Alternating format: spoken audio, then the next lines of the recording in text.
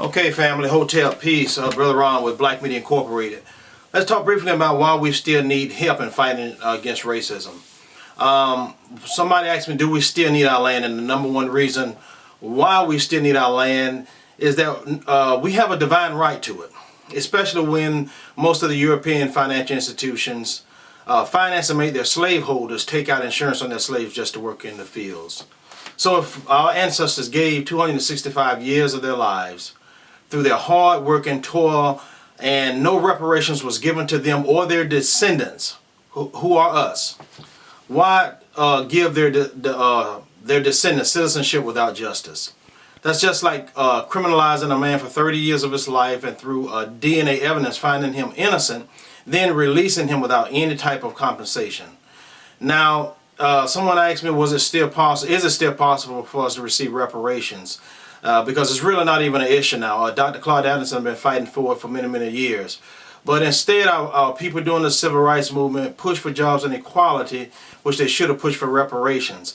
And today we won't receive reparations because all the anti-reparation advocates argue that such payments will set back race relations and increase anger and cause more racism. And in my estimation, that the racism never subsided in America. The only thing they did was just change the rules of racism and institutionalized it. In other words, they just made it more sophisticated where you cannot recognize it. And if whites wanted to hire a certain number of whites at a job over blacks, which they're going to do anyway, you know what they have to do? Instead of them using a personal interview like they used to do years ago, your personal profile, they would use the internet instead, just to tell you no without ever having to see your face. So the World Wide Web, which we use and love so much, has been one of the most powerful discrimination tools used against us, period. Ever since the technology boom, ever since the ethnicity box on the application that says whether you're black or whether you're white. So how do we counter these kind of injustices? I was just down in Green Cove Springs, Florida, which is a little small town, at a postal office, and to my surprise, their mail truck came in late. And I was back there and I counted like 16 mail carriers that was at their station still sorting their mail, and all of them was white. So I kind of eased in the middle of the aisle and I peeped up front just to see if they got a black clerk that works in the front of the post office, and both of the employees up there was also white. And I said, my God, these blacks down here ought to be protesting this because this is discrimination. Because I know it's some black man or some black woman down there in that area that is qualified for that $60,000 a year job. So blacks should be protesting in small Green Cove Springs, because these kind of things happen to us on a daily basis, black folks. So this is why we need our financial institutions to protect us from this institutionalized racism, and we need to build a defense around our black communities, so when these issues arise, we can react for a positive outcome. This is how our people had to defend themselves back in the days before from structural racism, which still exists today. Yes, racism is not invisible, but it is hidden through the media when showing blacks on TV who has money but not wealth. And notice that I said money, not wealth. Money is income, but wealth is surplus income. Blacks, you don't have enough surplus income to say that you're wealthy. So let's not confuse the issue when we see rich blacks on television in the sports arena or in Hollywood. Some blacks, they just don't understand that wealth comes from a surplus number of people who works for you. Now, I work for a man that owns 9,700 trucks and has 10,000 employees. Now, when you got that many employees, you got some serious cash flow. And by the way, he went on record saying this about 15 years ago, after he paid all of his employees, taxes and other expenses, he pocketed around $1.8 million a day. Now that's generational wealth opposed to a 10-year contract worth $60 million that one of our black athletes makes. Okay, my boss, great-great-great-grandchild who ain't even born yet is already wealthy, because that's generational wealth.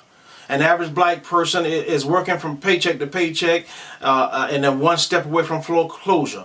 wealth can reach farther than just being rich. Kobe Bryant, just for an example, is rich. They say he was worth about $200 million last year.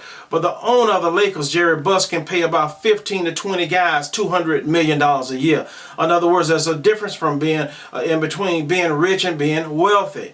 Okay, now 98% of all the wealth is is under the control of whites. That wealth is passed down from generation to generation to generation to generation. Okay, now and that means black folks. What does that mean for us? What is passed down to us?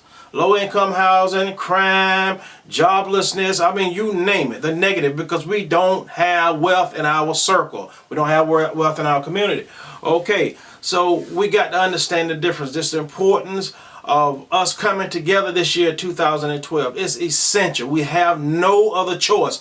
The government is not going to help us. They're not going to give us jobs that we deserve or the contracts that we deserve. This is why we must come together and do it for ourselves. And y'all know I've been telling you this for quite some time on these videos. And I'm going to drill it into your head just like I'm bamming on a hammer. With a hammer, bamming a nail. So we can do it, but it's going to take an effort from every institution, from all of our mega churches, our pastors, our teachers, our leaders, political leaders. I mean, which I said, we're tired of those political leaders because they don't mean us any good. They don't mean us, they're trying to line their pockets, they're being controlled by others.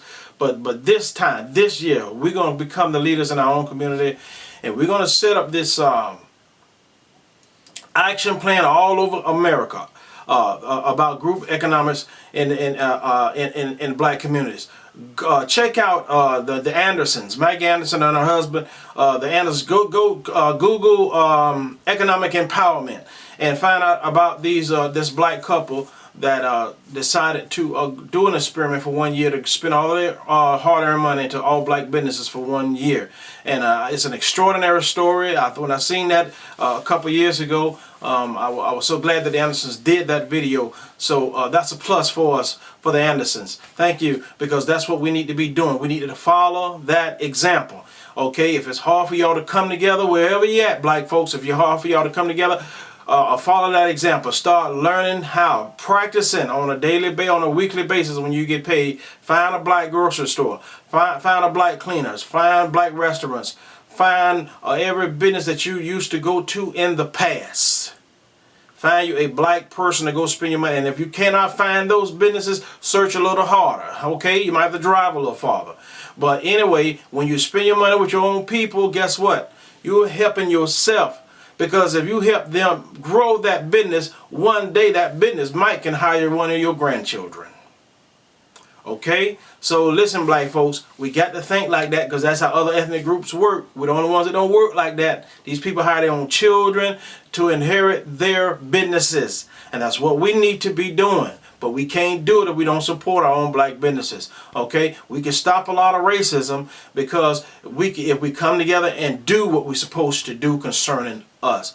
I'm Ron Washington, and y'all know what time it is. I'll see you on the next video. And listen, stay tuned. Ron Wash 67. That's my YouTube channel, because you can get the videos that you're looking for and the lectures that you may be looking for concerning black folks. And guess what? We're going to do this thing. We're going to kick it off on the right side, on the right foot this year in 2012. We got some positive things coming up. Got some more videos coming up about some of the solutions and some of the progress. Some of the solutions and some of the progress. See you on the next video. Thank you.